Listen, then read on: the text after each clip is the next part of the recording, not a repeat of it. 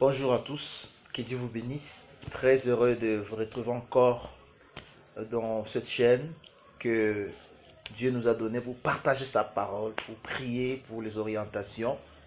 Aujourd'hui, j'ai à cœur de partager avec vous un thème sur la vie d'un homme qui s'appelle Joseph. Vous connaissez Joseph? Joseph, c'était un fils de Jacob. C'était un fils que son père l'aimait beaucoup. Un fils qui avait de l'affection envers son père. Mais c'est le même fils qui a eu beaucoup de problèmes dans la vie. C'est le même fils où ses frères l'ont haï inutilement. Pourquoi? Parce qu'il recevait le message de Dieu. Voyez-vous, lorsque vous êtes avec des gens, lorsque vous êtes dans une famille, si Dieu vous parle beaucoup, bien aimé, attendez-vous aux attaques parce que les gens vont vous qualifier de trop spirituel et les gens vont commencer à vous juger par rapport à vos visions.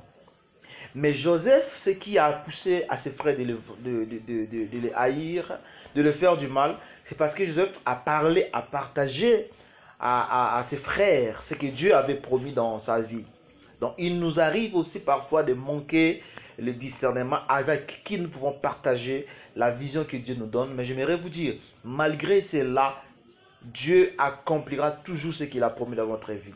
En fait, lorsqu'il y a la vision de Dieu, ça c'est toujours de la jalousie. La jalousie, c'est un moyen qui pousse aux promesses de Dieu de s'accomplir au moment voulu par Dieu. Alléluia. Donc Joseph, cet homme est vendu. Il se retrouve en Égypte. Vous voyez les étapes de Joseph. Il est d'abord serviteur dans la maison de Potiphar et la femme de Potiphar a voulu sortir avec lui. Comme lui, il avait les promesses de Dieu, il avait aussi les principes de Dieu. Il n'a pas voulu trahir Dieu. Et cela l'a poussé à aller dans la prison. Et dans la prison, Joseph a passé beaucoup d'années. Joseph a passé beaucoup de difficultés. Mais Joseph n'avait pas abandonné Dieu. Joseph savait que c'est lui qui a fait la promesse. Il est fidèle. C'est lui qui a fait la promesse est vivant. C'est lui qui a fait la promesse, même si les hommes viennent combattre cette promesse, cela va s'accomplir parce que Dieu n'est pas un fils de l'homme pour se repentir. Dieu est Dieu. J'aimerais dire à quelqu'un, toutes les promesses que Dieu t'a données, malgré les temps, Dieu va l'accomplir. Lorsque Dieu prononce plutôt une promesse pour quelqu'un, il a aussi fixé un temps pour son accomplissement. Alléluia. Dieu va accomplir tout ce qu'il t'a promis. Alléluia. Mais Joseph, un moment est arrivé où Pharaon, le grand roi de l'Égypte, a eu un songe. La Bible dit qu'il y avait personne qui pouvait interpréter cela. Donc lorsque Dieu veut accomplir une promesse dans la vie de son fils, de sa fille, Dieu permet que la réponse vienne de sa fille ou de son fils.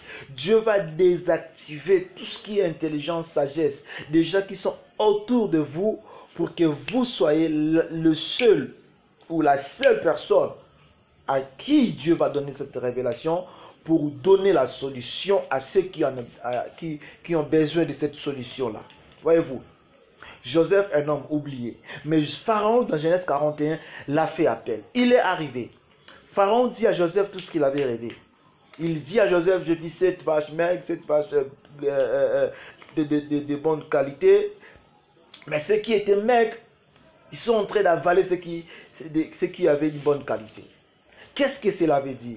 Il a donné encore d'autres détails. Et Joseph a dit à Pharaon que ce n'est pas moi qui interprète, mais il y a un Dieu au ciel qui détient l'esprit de l'interprétation. Et il y a un Dieu au ciel, le Dieu des apôtres et des prophètes. En fait, le Dieu des esprits des apôtres et des prophètes. C'est ce Dieu-là qui peut interpréter. Alléluia. Et Joseph a commencé à expliquer à Pharaon ce qu'il voulait dire. Il lui a dit, il y aura 7 années d'abondance, il y aura 7 années de famine. Alléluia. Mais bien aimé, j'aimerais insister, ouvrir une parenthèse que je vais rapidement fermer. Ce qui a fait que Joseph soit gouverneur en Égypte, ce n'est pas parce que Joseph avait seulement interprété les rêves, mais c'était parce que Joseph avait aussi donné la solution aux rêves de Pharaon. Alléluia.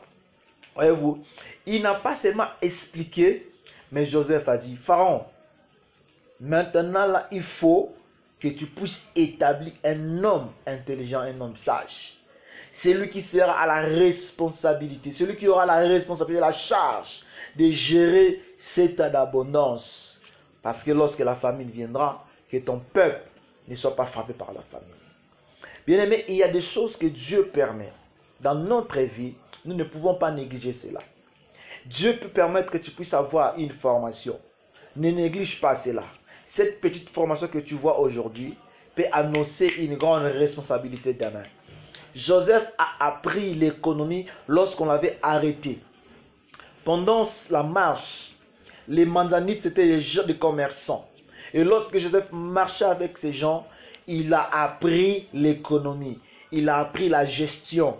C'est ce qui a fait que Joseph puisse gérer ces 7 ans d'abondance, ces 7 ans en Égypte. Bien-aimé, Dieu te donnera des responsabilités, mais Dieu peut ouvrir des petites choses que tu ne dois pas négliger. Dieu peut ouvrir une porte de formation. Dieu peut ouvrir une porte de relation. Ne néglige pas cela. Parce que derrière ça, ça peut annoncer quelque chose. Joseph, il ne savait pas qu'un jour, il devait se présenter devant un roi et donner l'explication. Et donner aussi la réponse. Et Joseph est devenu roi parce que Dieu a voulu ainsi dans la vie de Joseph. J'aimerais dire à quelqu'un, le Dieu qui t'a promis, c'est un Dieu qui va accomplir tes promesses. Accroche-toi à lui. Fais-lui confiance. Fixe tes yeux vers lui. Même si le temps passe, le temps ne peut pas limiter Dieu. Le temps ne peut pas définir ce que Dieu est. Dieu est le maître des temps et des circonstances. Que Dieu vous bénisse. Nous sommes en train de lancer au fur et à mesure cette chaîne qui va nous permettre de partager la parole de Dieu avec vous et la prière, aussi les enseignements. J'aimerais prier pour quelqu'un qui a des promesses de Dieu, mais qui sent que les promesses tardent. Je veux prier pour toi, pour que Dieu te donne le cœur d'attendre, que Dieu te donne le cœur de la patience, pour que tu puisses attendre jusqu'à ce que la promesse l'accomplissement de la promesse de Dieu dans ta vie. Père, je prie pour ma soeur, mon frère. Accorde-la la patience, un cœur sincère pour attendre tes promesses. Je déclare au Dieu, il y a des promesses que tu as faites, Seigneur, pour cette année 2019. Accorde à ta fille, à ton fils, l'accès de vivre cela, comme cela a été dans la vie de Joseph. Au nom de Jésus. Amen. Que Dieu vous bénisse.